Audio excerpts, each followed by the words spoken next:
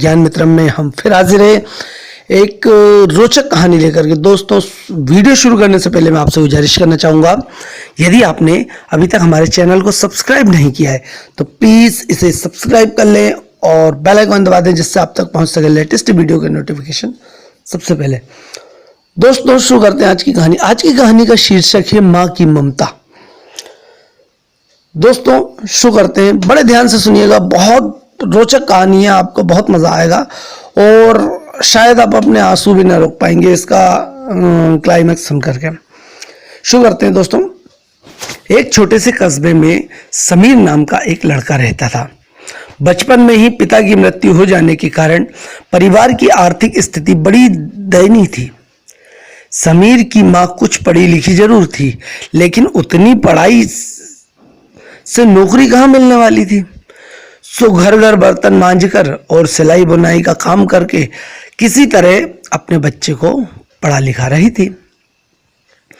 समीर स्वभाव से थोड़ा शर्मीला था और अक्सर चुप चुप बैठा रहता था। एक दिन जब वो स्कूल से लौटा तो उसके हाथ में एक लिफाफा था। उसने माँ को लिफाफा पकड़ते हुए कहा, माँ, मास्टर साहब ने तुम्हारे लिए चिट्ठी भेजी है, जरा देखो इसमें क्या लिखा है। माँ ने मन ही मन चिट्ठी पढ़ी और मुस्कुराकर बोली, बेटा, इसमें लिखा है कि आपका बेटा काफी होशियार है। इस स्कूल में बाकी बच्चों की तुलना में इसका दिमाग बहुत तेज है और हमारे पास इसे पढ़ाने लायक शिक्षक नहीं है, इसलिए कल से आप इसे किसी और स्कूल में भेजें। यह बात सुनकर समीर को स्कूल न जा सकने का दुख तो हुआ, पर साथ ही उसका मन जो था आत्मविश्वास से भर गया कि वो कुछ खास है और उसकी बुद्धि तीव्र है। माँ ने उसका दाखिला एक अन्य स्कूल में करा दिया। समय बीतने लगा। समीर ने खूब मेहनत से पढ़ाई की। आगे चलकर उसने सिविल सर्विसेज परीक्षा की भी पास की और एक दिन वह IAS ऑफिसर बन गया। समीर की माँ अब बूढ़ी हो चुकी थी और कई दिनों से समीर भी बीमार भी चल रही थी और एक दिन अचानक उसकी मृत्यु हो गई। समीर के लिए यह बहुत बड़ा आघात था। वह बिलख बिलख कर रो पड़ा। उसे समझ नहीं आ रहा था कि अब अपनी माँ के बिना वो कैसे जिएगा। रोते रोते ही उसने माँ की पुरानी अलमारी खोली और हाथ में उनकी माला, चश्मा और अन्य वस्तुएं लेकर घूमने लगा। उस अलमारी में समीर के पुराने खिलौने और बचपन के कपड़े तक संभाल कर रखे थे उसकी मां ने। समीर एक एक कर सारी चीजें निकालने लगा और तभी उसकी नजर एक पुरानी चिट्ठी पर पड़ी। दरअसल ये चिट्ठी वही थी जो मास्टर साहब ने उसे 18 साल पहले दी थी। नम आंखों से समीर ने उसे पढ़ने लगा। आदरणीय अभिभावक, आपको बताते हुए हमें अफसोस हो रहा है कि आपका बेटा समीर पढ़ाई में बेहद कमजोर है और खेलकूद में भी इस भाग नहीं ले पा रहा है।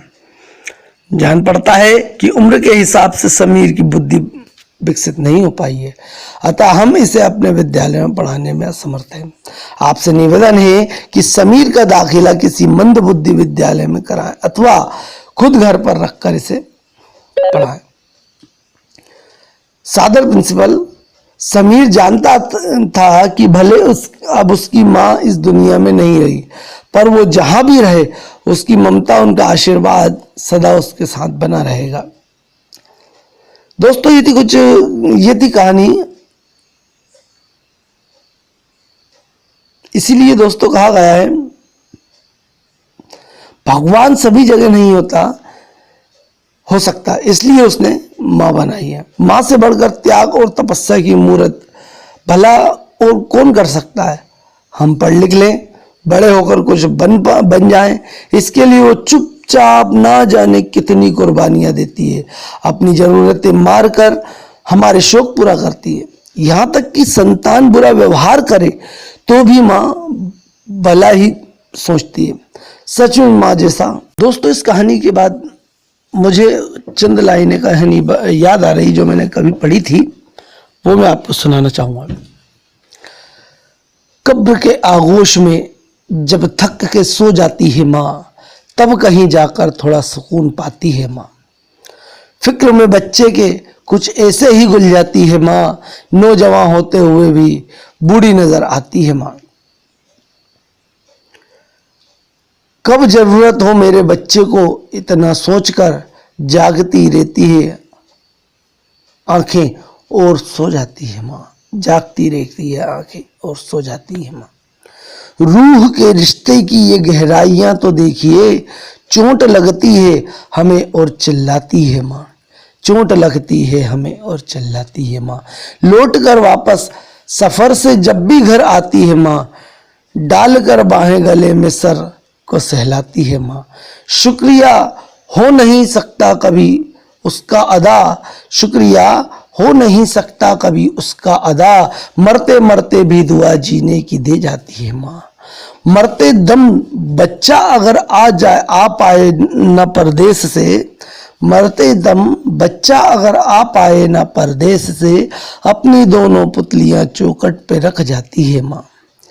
प्यार कहते हैं किसे और क्षमता क्या चीज है, प्यार कहते हैं किसे और ममता क्या चीज है, ये तो उन बच्चों से पूछो जिनकी माँ मर जाती है माँ, ये तो उन बच्चों से पूछो जिनकी मर जाती है माँ। दोस्तों, आपको ये कहानी कैसी लगी, ये कविता कैसी लगी, एक बार हमें कमेंट्स बॉक्स में जरूर बताइएगा। यदि आपने अभी तक हमारे वीडियो को, हमारी चैनल को सब्सक्राइब नहीं किया है तो प्लीज़ इसे सब्सक्राइब करें, अधिक से अधिक लोगों तक शेयर करें। हम फिर हाजिर होते हैं एक नई कहानी के साथ। जब तक के लिए जय हिंद, जय भारत, वंदे।